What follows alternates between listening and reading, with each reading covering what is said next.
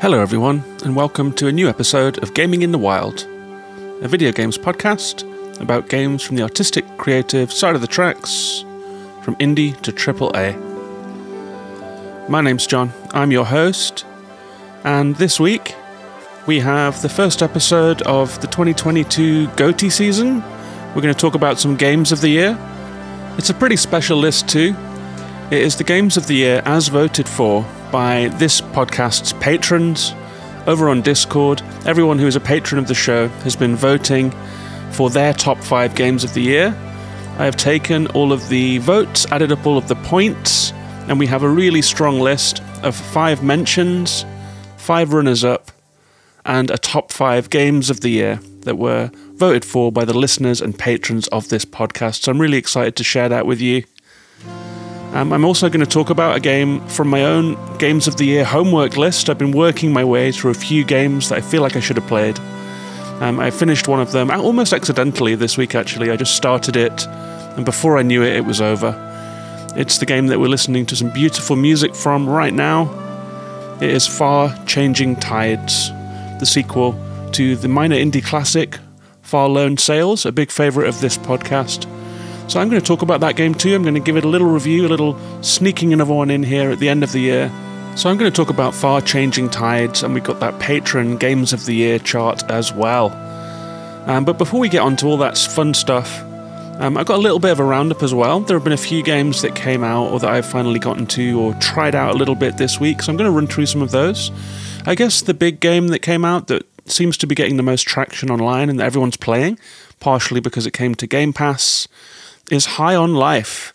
And this is a game that I was incredibly skeptical about when I first saw a trailer for it. It is the first-person shooter made by Justin Roiland of Rick and Morty fame. And it is a comedy first-person shooter in which you, as a teenage Earthling, are catapulted into a strange sci-fi world in that classic way that we know from shows like Farscape, if you've watched that, or more recently, Guardians of the Galaxy. So it starts off on a normal suburban street, but the aliens attack, you're sucked up into a void, you pick up a talking gun that helps you through this alien invasion. The back of the gun, as you're holding it, has a face on it that talks to you and wisecracks as you're playing the game. It's a comedy game with pretty basic first-person shooter action, but the comedy is relentless. The gun is always talking, and when I first saw this, I thought this is absolutely not for me. This is a silly humour. It's way over the top. It's going to be like people shouting at you. It's like, I can't stand watching South Park, for example, because of all of the loud voices just braying out of the screen. Just does my head in. And so I thought High on Life is not for me, but because it's on Game Pass, I thought I will fire it up anyway. So I downloaded it and played the first couple of hours, and to my surprise, I'm having an absolutely great time. The jokes are hilarious.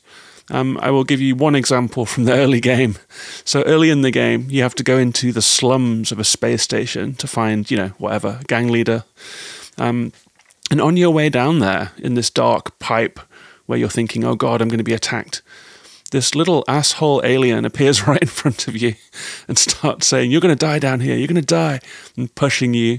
You can't get past it. He pushes you and pushes you and pushes you until eventually all you can do in the game, really, your only verb, as they say, is to shoot.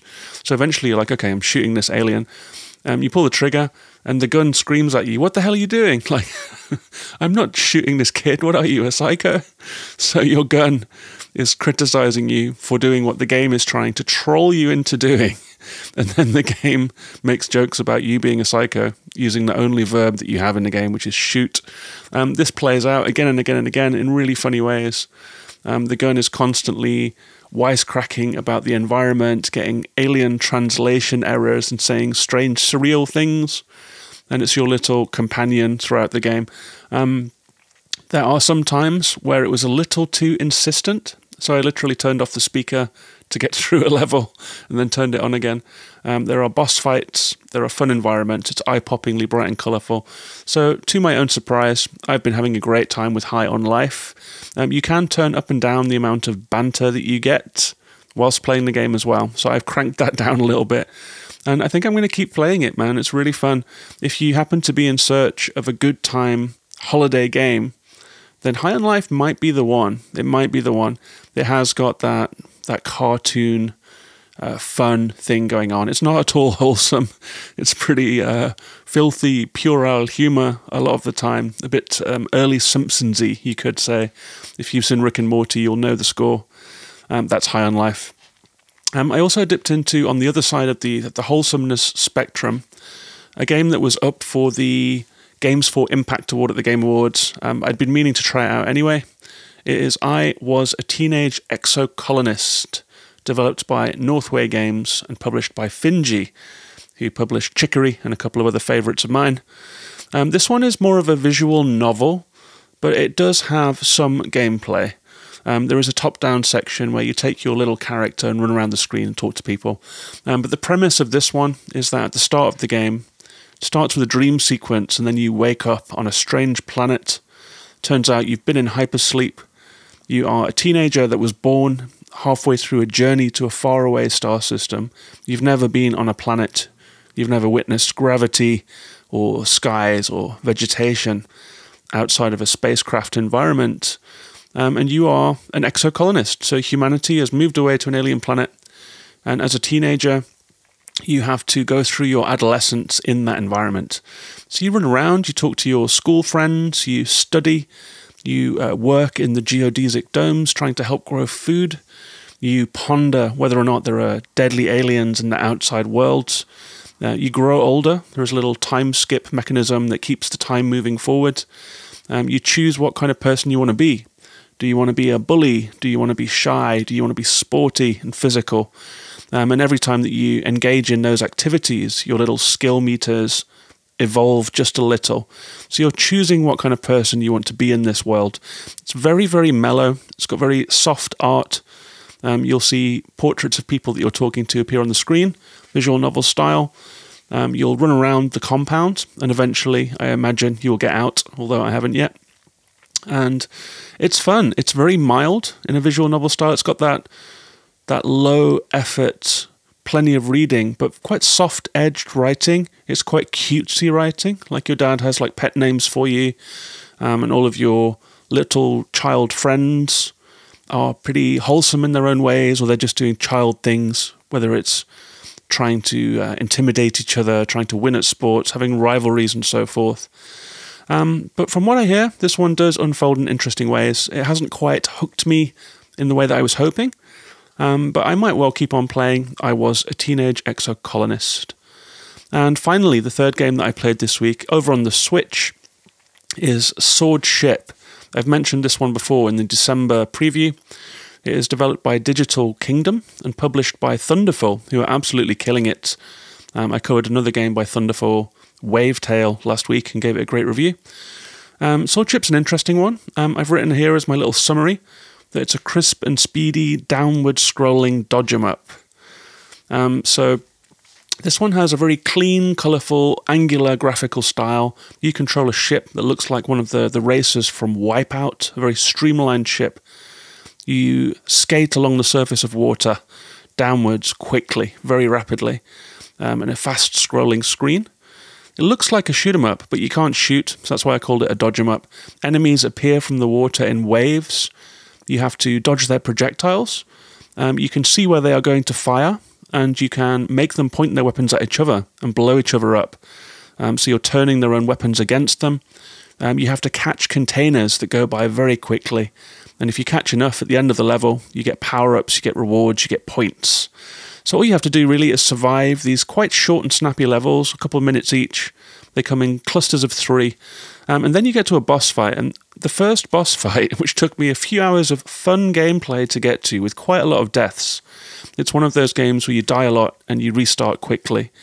And it's very much about those short bursts of play. And it's quite action-packed.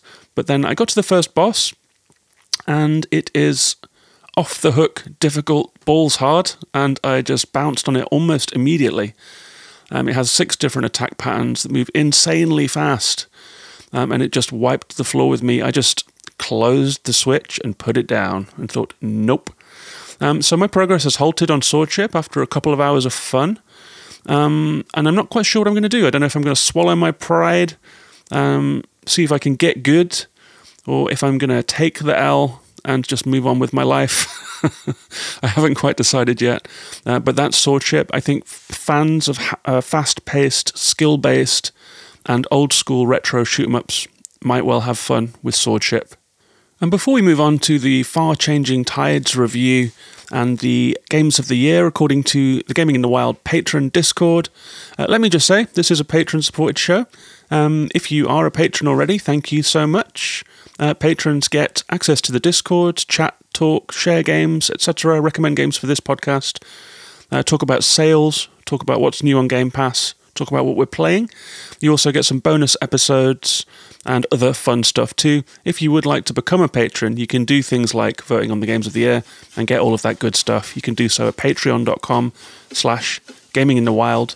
I really appreciate every patron. It's only $1 a month or more if you would like. So thanks very much to all my patrons, and thanks very much to you if that's something you would consider. Also, a big thank you to everyone that's been rating the podcast on Spotify and reviewing it on iTunes. It all helps for more people to find the show. I really appreciate that. So thanks very much to all my patrons and to everyone who leaves reviews. I'll also quickly mention that I was on another podcast, Tales of the Backlog, this week. You can find it on any podcast service. I had a really good deep dive conversation about Inscription. It was my 2021 Game of the Year, and I only covered it on a Halloween episode. So thanks to Dave Jackson for inviting me onto that show to really get some closure and talk about Inscription. I will leave a link to that in the show notes. And with that said, let's move on to the featured game of this episode, Far-Changing Tides.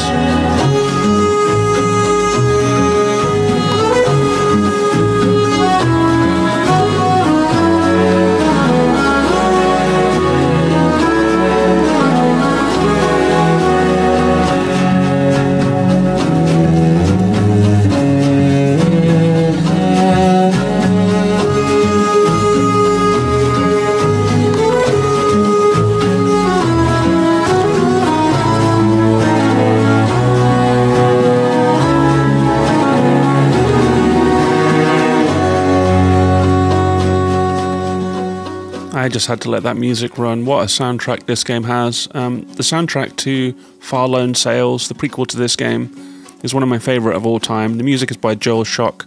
So this podcast is going to have some great music in it. I always love a good game soundtrack, and this is, again, one of the best. So Far-Changing Tides came out in March of this year. It came out on Windows. It was a day one Game Pass release. It's now also available on Switch and on cross-gen Xbox and PlayStation. The developer is Okomotive. They consider this to be a companion title to Far Lone Sails rather than a sequel, although I would say it is best to play them in sequence, even if it's just for some small moments of recognition. It's published by Frontier Foundry, it's directed by Don Schmocker, and the music is by Joel Schock. Metacritic has this one at between 78 and 81, so it's getting around 8 out of 10. How Long to Beat has it at 5.5 hours, and I completed it in almost exactly that time. There's not that much room for deviation, it's a very linear journey. And the developers describe it like this: an atmospheric vehicle adventure that follows the emotional journey of a boy and his ship as he embarks on a voyage to find a new home. Sail stormy waters, dive unknown depths, and explore forgotten ruins in a beautifully realised flooded world. And my take on this one: a welcome sequel to a minor indie classic, Far-Changing Tides sees the player once more piloting a hulking vehicle from left to right through a ravaged post-climate environment. The sense of scale and motion can feel nothing short of miraculous, but some choppy puzzles stretched over a doubled runtime mean it's not always plain sailing. So it's a welcome sequel. I led with that. I didn't expect Far Lone Sails to ever get a sequel, and I adored that game. It was 2 hours long. This one weighs in, as I've said, closer to 5.5 hours, so it's triple the game. A few more mechanics, and it's stretched out over a longer runtime. I did have a couple bumps in the road, even though I had a really good time with it.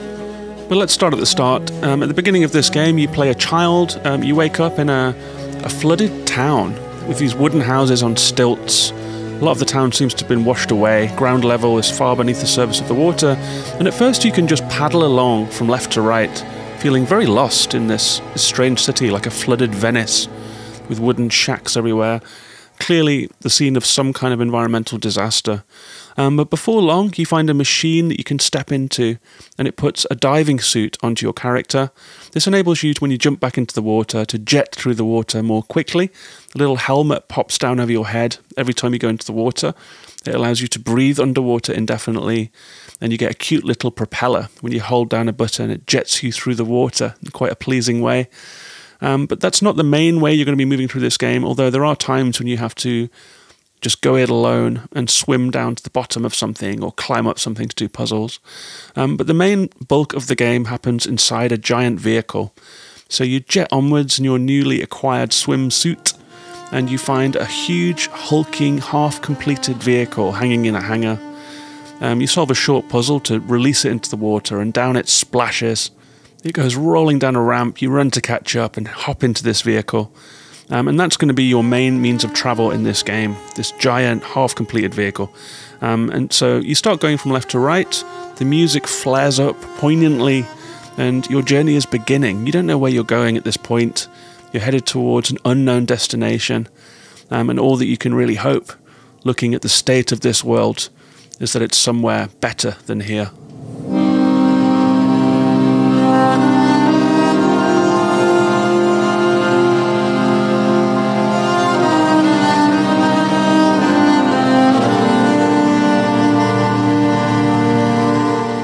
And the game looks beautiful right from the off. It's a 2.5D world, so houses behind you move in perspective, things come into the foreground, the clouds in the sky swirl amazingly, and the whole thing looks great.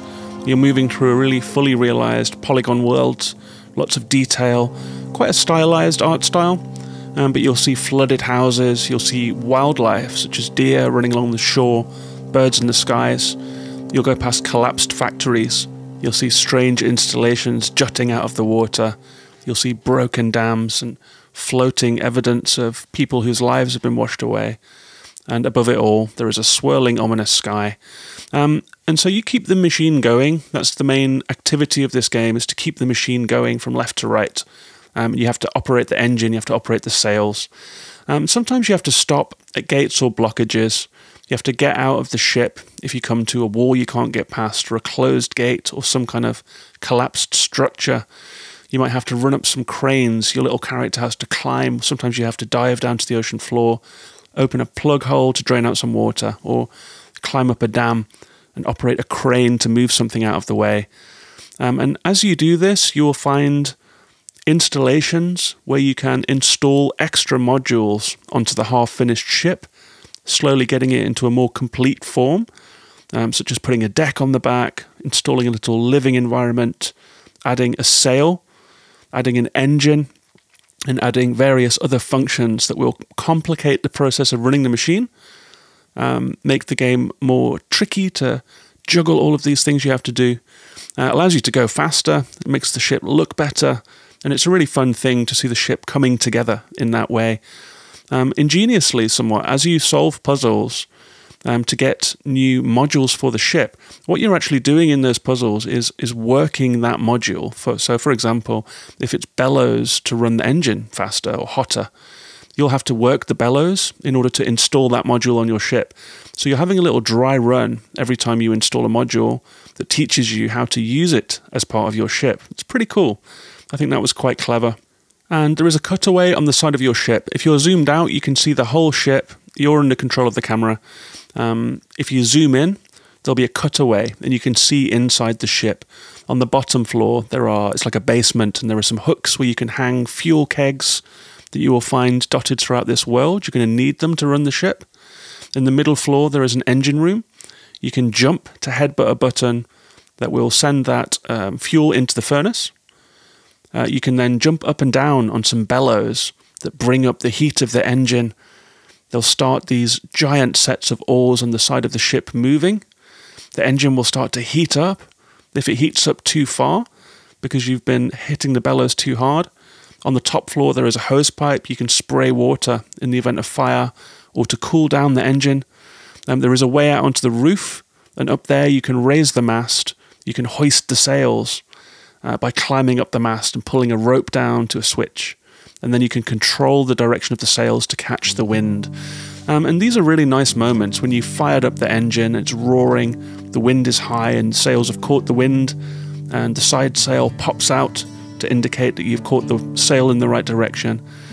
It's a bit like patting your head and rubbing your stomach at the same time, or like spinning plates. It's a balancing act. It's like a busy work, ongoing puzzle. You have to just mind all of these different things at the same time. Almost too much sometimes, but always fun, and just a real nice juggling act. And that's the center of the gameplay here. Get the ship running, keep the ship running. Don't let anything break. Keep all of the plates spinning and keep the momentum high.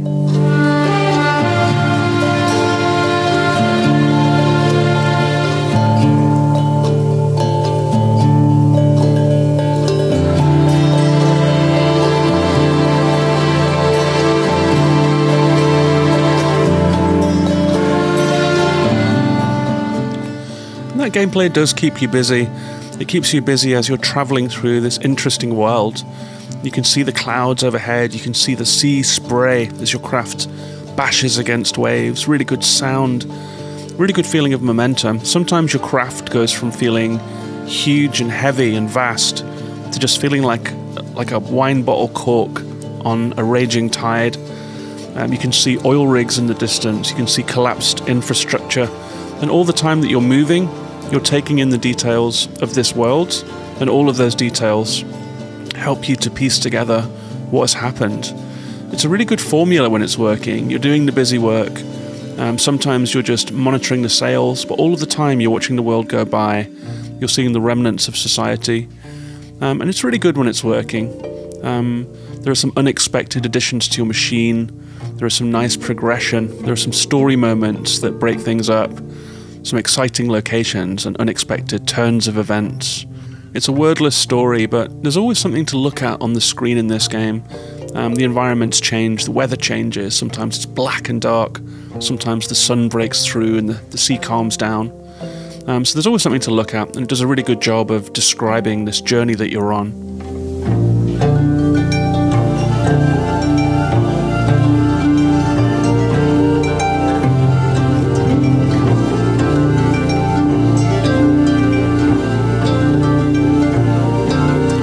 But it's not all plain sailing. I had some trouble with this game at certain points, and as I think back to Far Lone Sails, I think I did with that game too in retrospect. I think the overall aesthetic experience and the uniqueness of this journey made me gloss over a few frustrations that I had with that first game, but as I was playing this game, I did get some deja vu to some of the problems that I had with Lone Sails 2, and they are repeated here. I would say that there is sometimes a lack of clarity in this game in several respects. I mean, I feel like a fairly observant, competent gamer, and I sometimes fail to read the visual cues that were on the screen. There is a pennant that's supposed to show you wind direction. I felt that sometimes it didn't read correctly. It's sometimes blowing into the screen, sometimes blowing out of the screen, but all that you can really see is that it looks shorter. So it's a bit of trial and error to find the wind direction. It's not quite the keenly observed response that I would have liked to give to the direction of the wind. Some puzzles are difficult in a bad way. They're not difficult because they are logically complicated or convoluted. They are difficult in a bad way in that you can't necessarily see all of the elements of the puzzle on the screen. There is one puzzle where I spent 10 minutes just swimming around on the screen looking for what I was supposed to do, pulling at handles that weren't working, all of that kind of thing. And eventually I realized there was a dock for the ship that I had just not read as a dock. I didn't realize I was supposed to dock my ship there. I had skipped a step. There was no sign that I was supposed to dock my ship there, and it wasn't a mechanic that had been introduced at any point during the game. And I'd just been wasting my time. I had to look up a video online, and I just rolled my eyes because it just didn't read as a dock on the screen. It made me have a little flashback to Far Lone Sails. There's a moment in which I couldn't make the ship do what I needed it to do. And I realized that you could pull out the tow rope on your land-bound ship in Far Lone Sails, and you could pull the ship really slowly. And that was the solution to this puzzle. You just had to pull it for 10 meters, and then it would go down a lift or whatever. But we hadn't had to do that. We'd had no indication it was possible. The ship doesn't read as pullable. It's huge, and you are tiny. So there is this problem of being able to read the game properly. And and that persists in Far-Changing Tides. I will say that most of the puzzles are fairly easy to get through, but there was just a couple that acted as a stumbling block that just stopped my progress flat.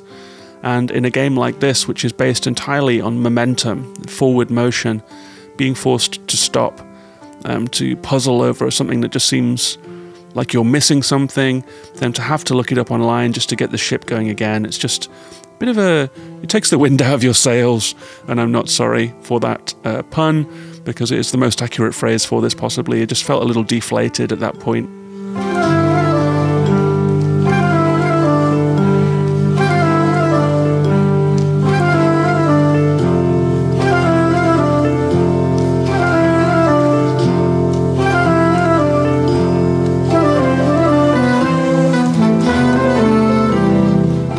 But for the most part, I had a good time with this game. I think the music is absolutely leading in how good video game music can be.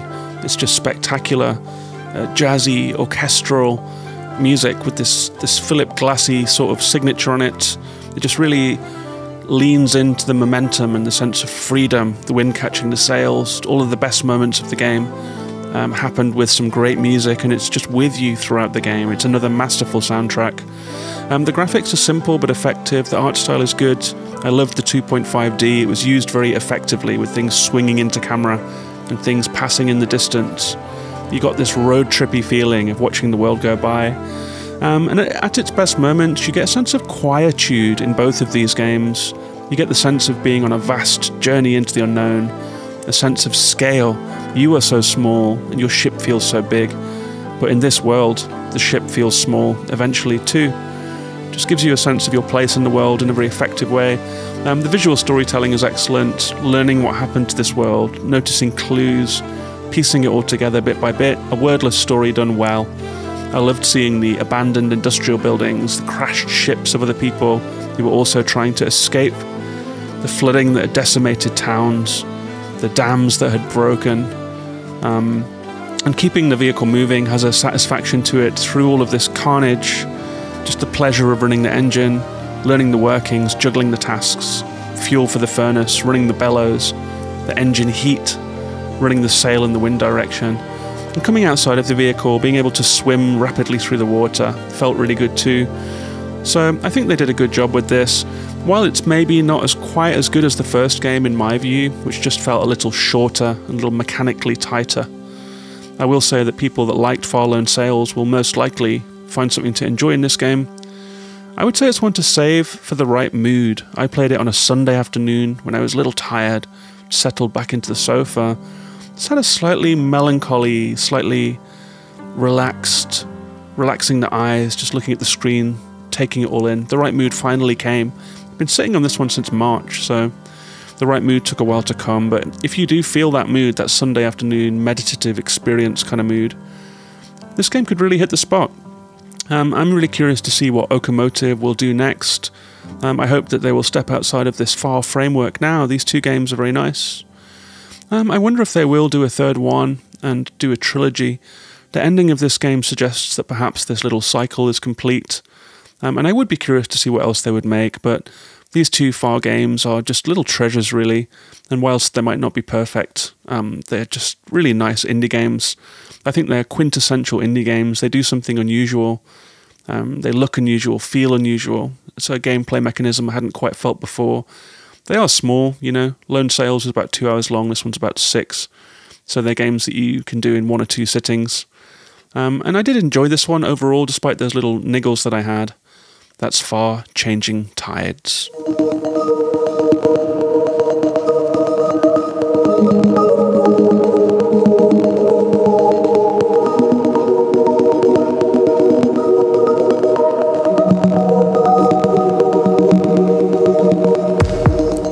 Now it's time for something that I've been really looking forward to doing. It's the Gaming in the Wild Patron's Games of the Year list. This is the first year that we're doing this, and I'd like to say thank you to Grabloid, who is a patron of this show and active on the Discord. He messaged me and suggested this. He said, why not have a little vote? We can count up what everyone liked and have a patron top games of the year. And it was such a great idea. The people that are on the Discord are absolutely neck deep in gaming culture, they're trying out everything. I learn so many games from the patrons telling me about games in Discord, and we have so much fun just playing the new releases, recommending things to each other. Everyone has different opinions about lots of different games, you know. There's lots of people that like all kinds of games. There's some Pokemon fans, there's some Souls-like fans, there are text adventure fans, there are people playing the Assassin's Creeds and the biggest open world AAA games, playing the God of Wars. People play everything, just very curious, open-minded, tasteful bunch. And so it was really fun just to see these votes rolling in. And we have a chart here, but I'll tell you how it worked. So each patron of the show was given a chance to vote in a Google form. They voted from 1 to 5. And the way that I worked this out is that if a game was placed first, I gave it 10 points. If a game was placed second, it got 8, third it got 6, fourth it got 4, and 5 it got 2. So it's tilted towards games that people placed first. Games that people placed first got bumped up the list, got extra points and a little boost.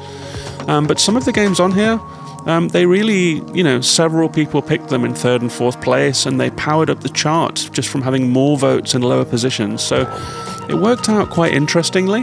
The main game of the year ran away with it a little bit, but there were several indies that did incredibly well. At the bottom here, we've got like a few mentions. So there were about 30 games overall, but several of them just, you know, had 2 points or 1 vote.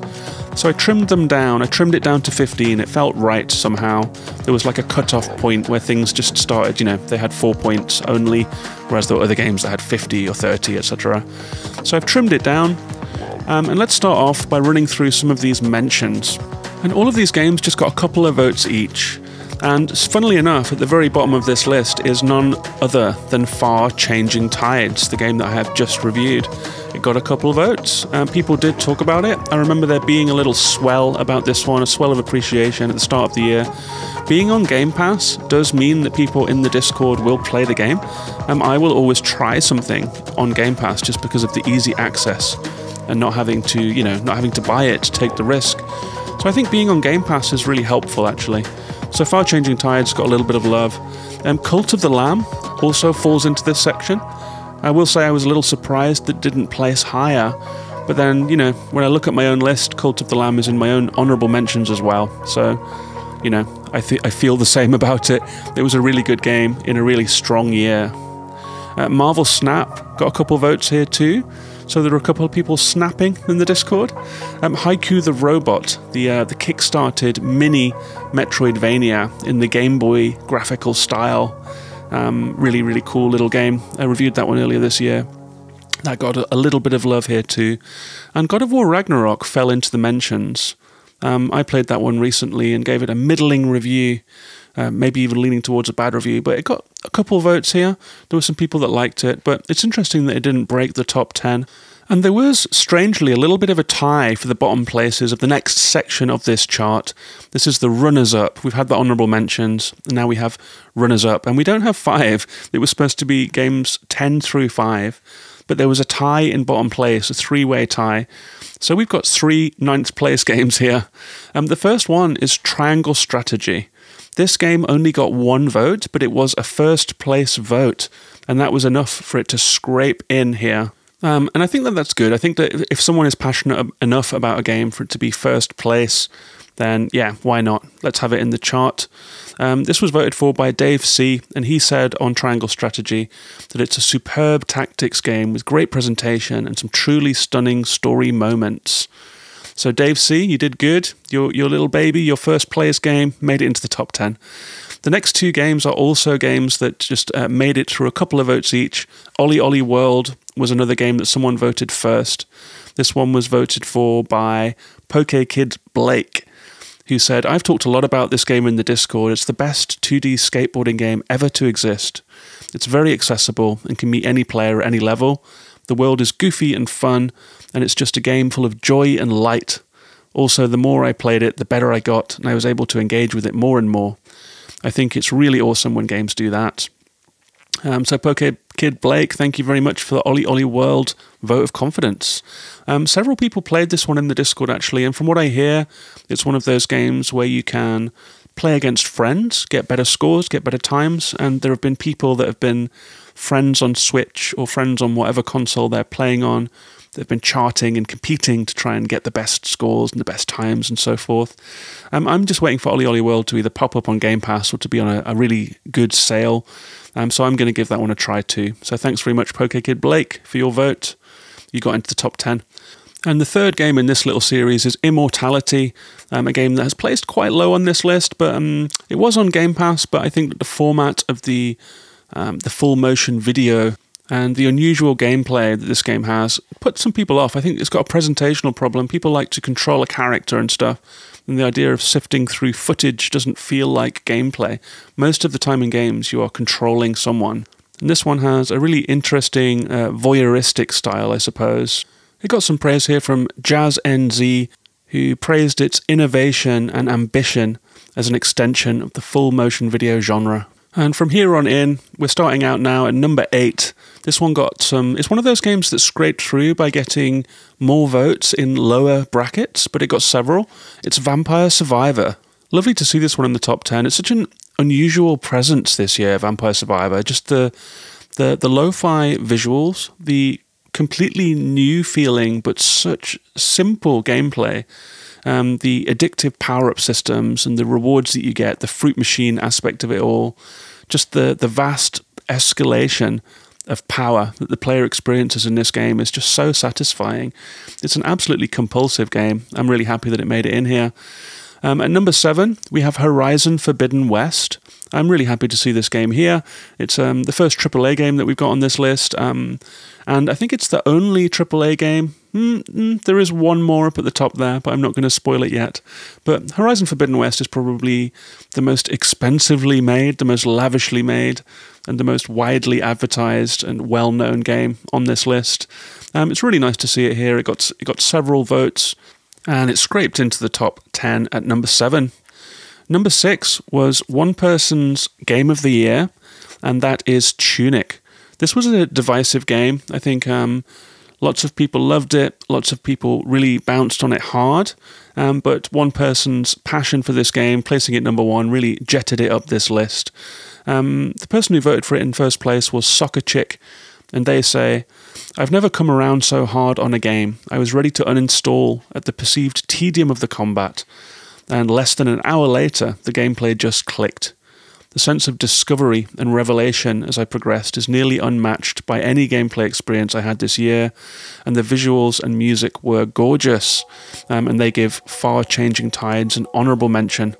So thanks very much to Soccer Chick for championing Tunic. It did get some other votes too, high on people's list, so there were several people that clicked with Tunic. It's nice to see it on this list. It's an indie game that I wanted to love but didn't, and I'm really happy for everyone that did enjoy it, and a little bit jealous, I will add too. So that's numbers 10 through 6, and now let's head into the top 5.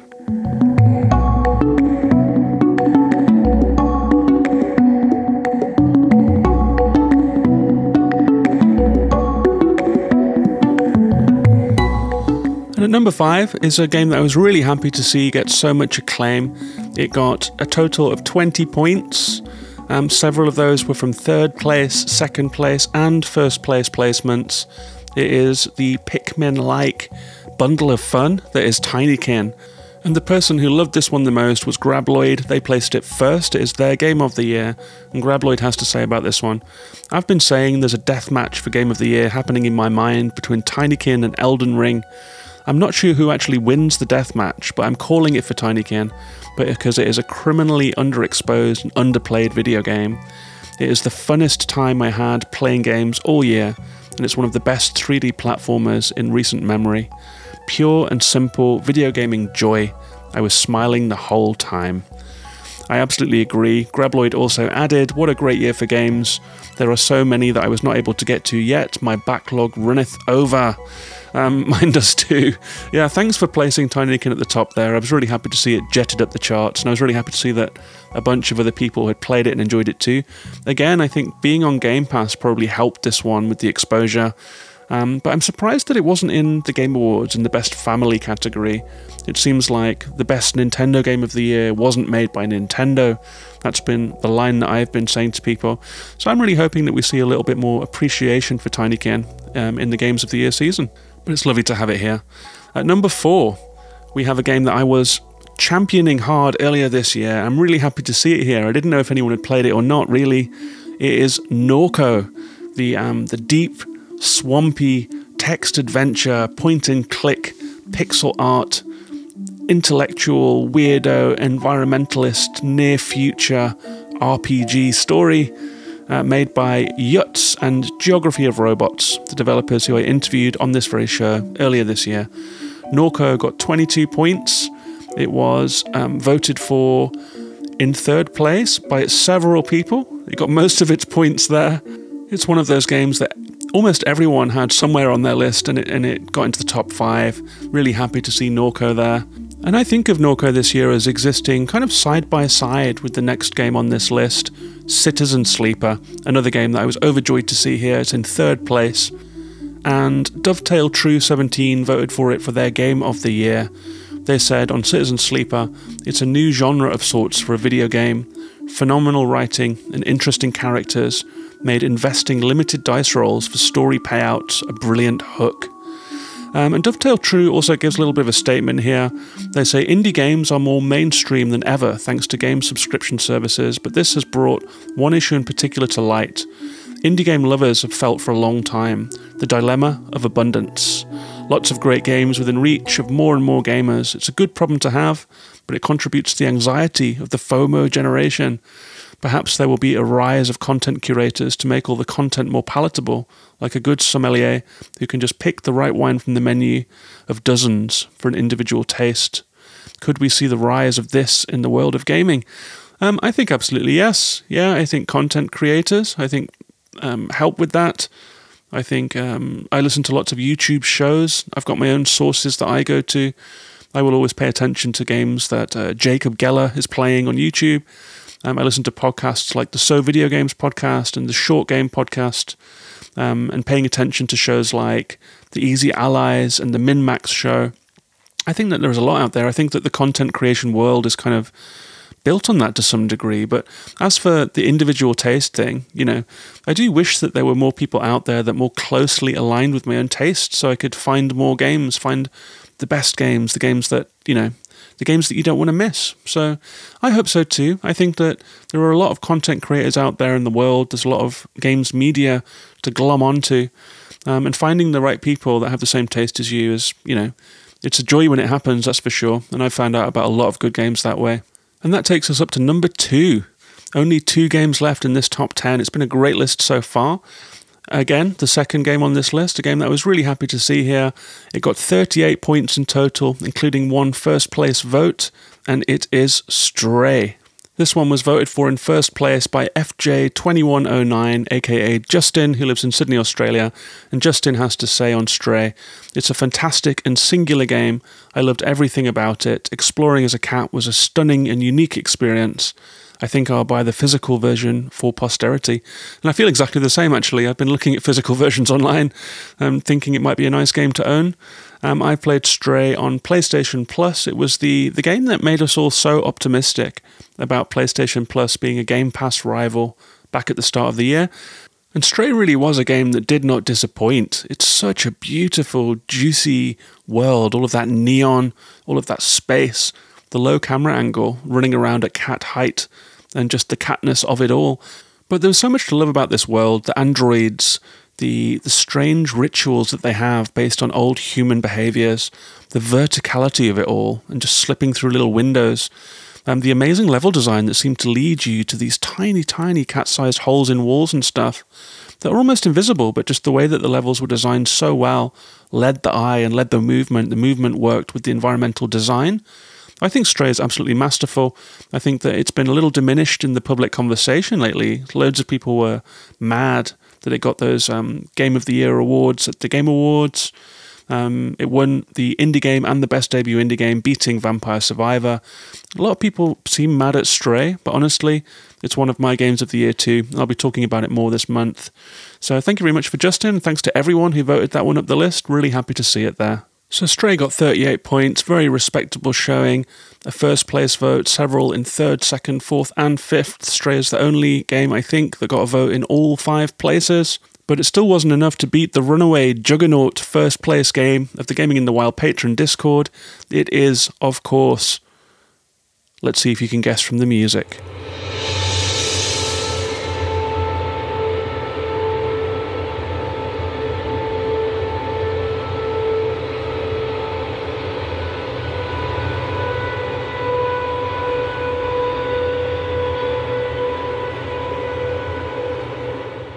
Yep, that's right. It's Elden Ring. It's the consensus game of this year. It ran away with it in this chart too, as it is everywhere else in the content creation and games media worlds. It got 68 points, almost double that of Stray. It was voted for in first place by 6 different people, and it also got votes throughout the spectrum. There's a whole bunch of quotes about it here. Real Dave Jackson says, "No game captured my curiosity, rewarded me for exploring, or dominated the zeitgeist like Elden Ring." Hopple said, "Fantastic design for this huge world, the buildings and creatures. Exploring the world gave me Breath of the Wild feelings." Jazz NZ said it was compelling and huge. And B Sushi said, "As a long-time Souls junkie and a Breath of the Wild fan, this game could have been tailor-made for me."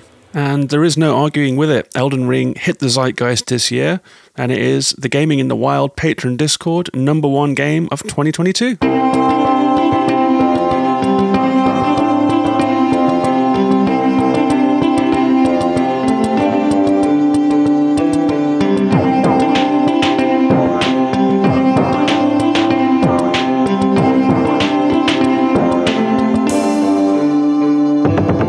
So there you have it.